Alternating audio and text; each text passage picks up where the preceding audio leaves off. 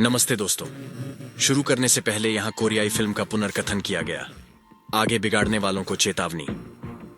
आज मैं शार्क नामक 2021 प्रेरणादायक एक्शन कोरियाई फिल्म का पुनर्कथन करने जा रहा हूँ।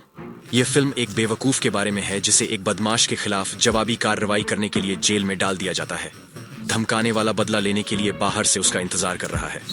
पता चलता है कि इस बेवकूफ को जेल में एक मार्शल आर्ट शिक्षक मिल जाता है, एक अच्छा इंसान जो वास्तव में सबसे कम उम्र का विश्व एमएमए चैंपियन है। तो प्रशिक्षण कैसा दिखता है? क्या वह अपने शत्रुओं से लड़ने में सक्षम है? आइए इसका पता लगाएं। फिल्म की शुरुआत ह्यून नाम के एक व्यक्ति से होती है जो सबसे कम उम्र का एमएमए विश्व चैंपियन बनने के बाद घर जा रहा है। उसे अपनी मां से भी अच्छी खबर मिलती है कि उसकी छोटी बहन भी लंबे समय से एक दूसरे को नहीं देखने के बाद वापस आ रही है। पहुंचते समय घर में पहले से ही अंधेरा था और हर कोई सो रहा था। वह रेफ्रिजरेटर खोल रहा है, लेकिन पता चला कि उसका हाथ खून से लथपथ हो गया है। तभी वह देखता है कि उसकी बहन और उसकी मां मर रही हैं। अचानक एक आदमी रस्सी का उपयोग करके उसे मारने की कोशिश करता है। वह चीजों को घुमाता है और उसे पटक कर नीचे गिरा देता है। दो अन्य व्यक्ति भी चाकुओं से उसके साथ लड़ रहे हैं, लेकिन उन सभी को नीचे गिरा दिया गया और बुरी तरह पीटा गया। अपनी बहन और मां को मरते हुए देखकर वह उन सभी को बिना रुके तब तक घूंसे मारता है जब तक वे मर नहीं जाते। उसके कुछ साल बाद खबर फैल गई और इस सबसे कम उम्र के एमएमए विश्व चैंपियन को जेल की सजा सुनाई गई। दूसरी ओर स्कूल में वू नाम का एक सबसे बुद्धिमान छात्र है जो अपनी पढ़ाई जारी रखने की तैयारी में व्यस्त है।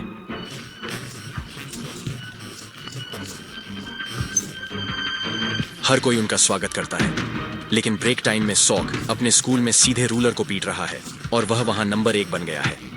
यह पता चला कि सुख वू को पहचानता है, जो जूनियर हाई स्कूल में बदमाशी का उसका पूर्व शिकार है।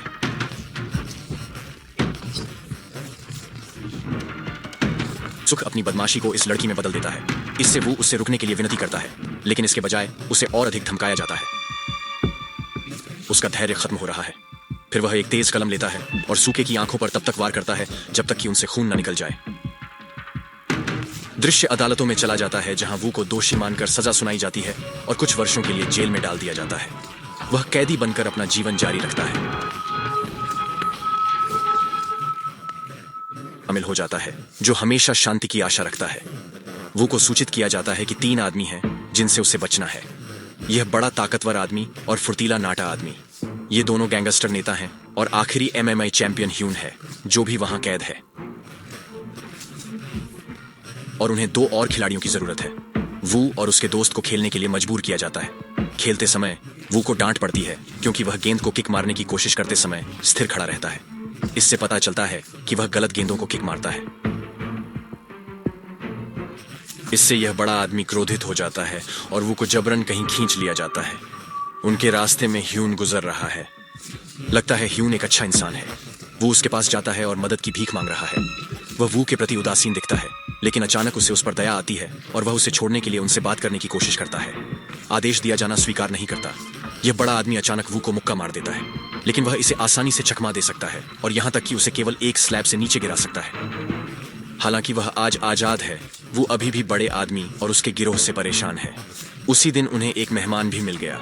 वह सुख है जो उसे यह कहकर धमकाता है कि वह उसके आजाद होने तक उसका इंतजार करेगा और उसे तुरंत मार डालेगा। वो रोते हुए डर जाता है और उससे माफी मांगता है, लेकिन सुख उसे नजरअंदाज कर देता है और चला जाता है। दिन ब दिन उसे भुतहापन महसूस होता है। एक दिन जब ह्यून व्यायाम कर रहा था, वो ह्यून से उसे प्रशिक्षित करने के लिए कहने आया, लेकिन वह उसे नजरअंदाज कर देता है और व्यायाम करना जारी रखता है। अगले दिन वो उससे वही बात पूछता है, लेकिन वह नाराज होकर उसे फिर से नजरअंदाज कर देता है और उसके पीछे पीछे चला जाता है। ह्यून रुकता है और उससे कहता है कि अगर वह बदला लेना चाहता है तो वह इसके बारे में भूल जाए और अपने दुश्मनों को मार डाले। लेकिन वू का जवाब है कि वह केवल एक सामान्य व्यक्ति की तरह रहना चाहता है जहां कोई उसे परेशान न कर रहा हो। उस पर दया आती है। यूं अचानक अपना मन बदल लेता है और उसे अपने पहले दिन के प्रशिक्षण के लिए कल वहां आने के लिए कहता है।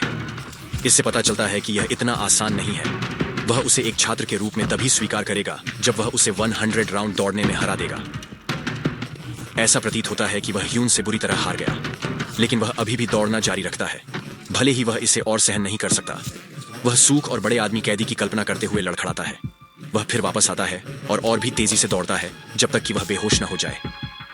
अगले दिन ह्यून जेल के प्रमुख से मिलता है, जहां वह ह्यून के लिए एक विशेष उपचार करेगा, क्योंकि वह बहुत अच्छा कैदी रहा है। ह्यून ने वू से संबंधित कुछ पूछकर यह प्रस्ताव लिया। यह पता चला है कि वू को ह्यून के कमरे में ले जाया गया है ताकि वह अपने प्रशिक्षण पर ध्यान केंद्रित कर सके।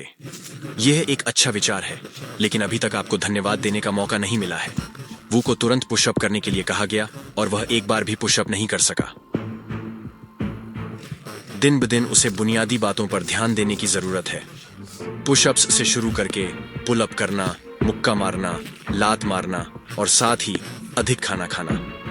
पिछले कुछ सप्ताह में वू ने अच्छी प्रगति की है और यहां तक कि ह्यून की अपेक्षाओं से भी अधिक प्रगति की है, लेकिन यह उसे नहीं रोकता है।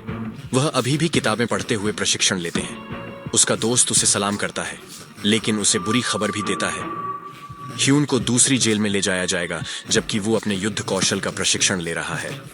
वह पिछली खबर के कारण स्तब्ध है, यह जानते हुए कि ह्यून उससे केवल यह पूछता है कि वह उसके पीछे कितनी देर तक छिपा रहेगा। इससे वह प्रेरित होता है। फिर वो के दोस्त को बड़े आदमी के अधीनस्थ द्वारा खींच लिया जाता है और उसे धमकाया जाता है। यह देखकर वो बहादुरी से पेश आता है और उनके हमले का अच्छे से मुकाबला भी करता है और वे चले जाते हैं। अगले दिन वो को बिग मैन द्वारा बुलाया जाता है। वहां वो कल जो किया गया उसके लिए माफी मांगता है, लेकिन उसे फिर से धमकाया जाता है।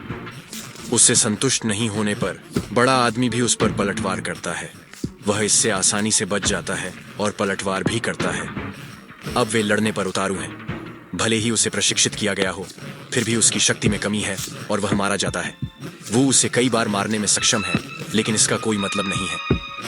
फिर उसे नीचे गिरा दिया जाता है, लेकिन यह जिद्दी बच्चा अपने दृढ़ निश्चय के कारण जाग जाता है।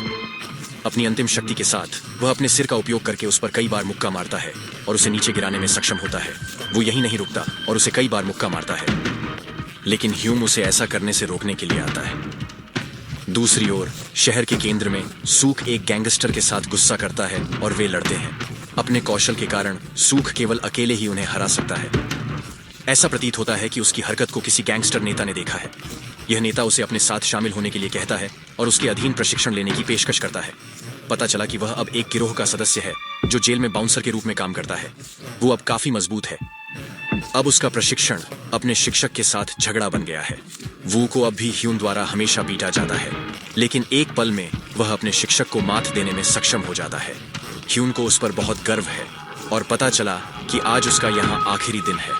आखिरी वक्त में इस अलगाव से वे कई दिनों तक बेहद दुखी हैं। वो अभी भी अपनी यादों से आगे नहीं बढ़ पा रहे हैं। अगले दिन फुर्तीला छोटा आदमी इस बेवकूफ से लड़ने के लिए ह्यून के जाने का फायदा उठाता है। सबसे पहले वू ने मना कर दिया, लेकिन यह छोटे कद का आदमी उसे एक अच्छा ऑफर देता है। वह वू की हर बात का पालन करेगा। वू ने उससे पूछा कि क्या वह जीत गया। इस फुर्तीले नाटे आदमी को दोबारा किसी को धमकाना नहीं चाहिए और दांव के साथ तारीख भी तय हो जाती है। वह दिन आ गया है। हर कोई तैयार है और वू का इंतजार कर रहा है, लेकिन वह अभी तक सामने नहीं आए हैं।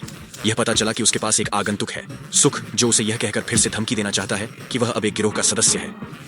वह हमेशा उस दिन का इंतजार कर रहा है जब वो मुक्त हो। अब वो अपनी लड़ाई में आ रहा है। बिना ज्यादा कुछ कहे वे लड़ने लगते हैं। इस फुर्तीले छोटे कद के आदमी की शैली गेम टैकन के चरित्र मार्शल लॉ के समान ही है। अपनी गति का उपयोग करके वह वू को कई बार लात मारता है और वापस नहीं आता है। अब वो अपने शिक्षक एमएमए की लड़ने की शैली का उपयोग कर रहा है और यह काम करता है, लेकिन यह छोटे कद का आदमी इसे संभालने और चीजों को बदलने में सक्षम है। अब इन दोनों को चोट लग गई है, लेकिन अंततः वो उसे कसकर बंद करने में सक्षम हो गया और लड़ाई खत्म हो गई। अधिकारियों के बाद वो विजेता के रूप में आता है। अब गिरोह के नेता अपना वादा निभाते हैं। इसके अलावा वे दोस्त बन जाते हैं और एक साथ समय बिताते हैं। वू के जाने का दिन आ गया है। जाने से पहले वह ह्यून के साथ अपने अभ्यास क्षेत्र का दौरा करता है। जब वह पैदल निकलने वाला होता है तो सुख वहां उसका इंतजार कर रहा होता है। वे बिना कुछ कहे नजदीकी मैदान में लड़ने चले जाते हैं। वहां वे एक दूसरे को मारकर अपनी लड़ाई शुरू करते हैं। एक गैंगस्टर और एथलीट होने के अपने अनुभवों के कारण सुख वू को एक बार नहीं बल्कि कई बार मार गिराता है।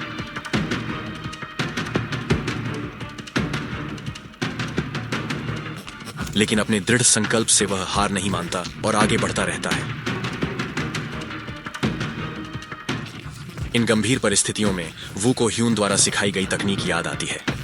अब वह इसका उपयोग सुख की आंखों पर वार करके एक मजबूत रीढ़ की हड्डी पर मुक्का मारकर कर रहा है, जिससे वह अपना नियंत्रण खो देता है और उसे नीचे गिरा देता है। अब वो विजेता के रूप में जा रहा है। फिल्म के अंत में वो जेल में अपने शिक्षक के रूप में ह्यून से मिलने जाता है। ह्यून को अब अपने छात्र पर गर्व है। वे उस चीज के बारे में बातचीत कर रहे हैं जो शातिर है और हमेशा जागती रहती है। सदस्यता लेना सुनिश्चित करें और सूचनाएं चालू करें ताकि आप इस तरह के और वीडियो देख सकें। देखने के लिए धन्यवाद और अगली बार